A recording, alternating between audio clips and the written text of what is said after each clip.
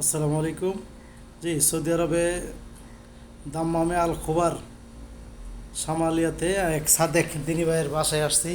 এখানে বাংলাদেশ থেকে বেশ কিছু ভাই আসছেন নতুন। ওনারা আগামীকালকে চাকরিতে জয়েন করবে, নতুন চাকরি, সবাই চলে যাবে। এই জন্য বিরিয়ানির আয়োজন করে চলতেছে আর কি। এই বাসমতি চাল, গরুর মাংস, এই তো মাংস ভুনা করতেছি। সবাই চলে যাবে এই জন্য শেষামেশা সবাই একসাথে বসে খাওয়ার জন্য বিরিয়ানির আয়োজন চলতেছে।